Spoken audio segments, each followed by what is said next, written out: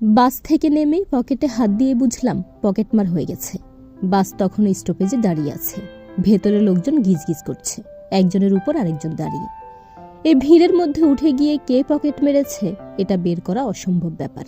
আমি হিসেব করে দেখলাম আমার মানিব্যাগের টাকা বেশি ছিল না, মেরে কেটে 220 টাকার মতো।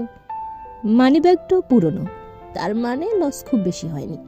এ লস ঠেকাতে এখন আবার বাসের ভিতর উঠে হইচই করার মানেই হয় না।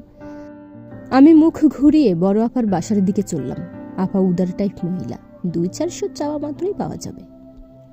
আপা আমাকে দেখেই গড়গড় করে বললেন, কি রে মেয়ে, কেমন দেখলি? কথাবার্তা পছন্দ হলো? আমি বললাম, আপা এক গ্লাস পানি খাওয়া বাগে। আপা দৌড়ে পানি নিয়ে এলেন। আপার বাসাটা আদাবরের এক কোনায়, ভাড়া বাসা। দুলাভাই একটা এনজিওতে অ্যাকাউন্টেন্ট হিসেবে কাজ করেন, সাভার অফিস। খুব ভোরে উঠে চলে যান, আবার রাতে ফেরেন। ছুটির দিন ছাড়া তার সঙ্গে দেখা হওয়া মুশকিল। এক চুমুকে গ্লাস খালি করে বললাম, রনি কোথায়? স্কুল থেকে ফেরেনি? না, স্কুল শেষ হতে আরো ঘন্টাখানেক বাকি। তুই অন্য সব কথা রাখ, আগে বল মেয়ে কেমন। এত করে বললাম মেয়ে টপ হয়া, তারপরও তোর এই মেয়েকে দেখতে হবে। আমি বললাম, সব বলছি, আগে 200 টাকা দাও তো, পকেটে টাকা পয়সা নেই।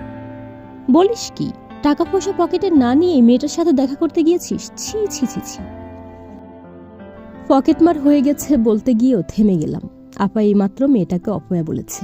বললাম, আহা আপা, তুমি সব সময় 2 লাইন বেশি বুঝো। টাকা থাকলে দাও, নাইলে চুপ করো।